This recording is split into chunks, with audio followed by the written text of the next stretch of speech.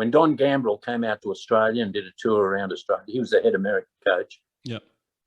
I fronted him and I said, Don, I want to find out how you do it, why you Americans are so good. What do you do? So one winter, I packed up my bags. He was at Long Beach, California, in the pool there. He was coaching the Phillips 66 team with Fashnut. He had a whole bunch of champions, but from all over the world, you know, Gunnar Larson, you name them, they were there. And I said, I want to watch what you do. He said, right, I come over, I'll get you accommodation. So he got me accommodation at UCLA, and I went over and I picked up kickboards around the pool to learn. I wrote down every single workout that he did that year, and looked at him and thought, I'm soft. I'm soft. And he said, I'll do you a favour. I said, what do you want me to do? He said, I'll organise you to go and see some of the other great coaches in Southern California here. He said, who would you like to see? I said, well,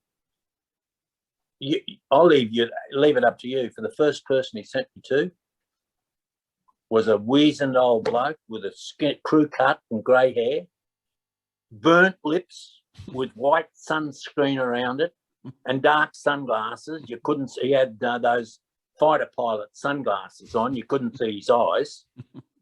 And I walked in, and it was the great Sherm Chavoor. Mate, unbelievable. At the time, he was coaching Debbie Meyer. Oh, what a swimmer, mate. What a swimmer. Go back, and if you people listening don't know who she is, go back and Google her. Debbie Meyer. Unbelievable. She's there. And they're over on the side. This bloke hobbles in. Mike Burton. Probably the toughest 1,500 metre swimmer the world's ever seen. Oh, apart from Selnikov. Selnikov was pretty tough. But Burton, mate, he was take no prisoners, man. Mark Spitz was there. I mean, you go on. Nancy Spitz was there. Oh, wow. He had the great. Oh, what an education. Jeff Float. If Jeff Float's listening to this because he's American, all the best, Jeffrey. I hope you listen to this podcast and get a few of my mates to do it. He was there as well. He was a young kid. And anyway, Chavoor stands up, doesn't speak to anyone, stands on the end of the pool, just stands there. The kids walk in and they're saying, hello, Sherm, hello, Sherm. And he's going,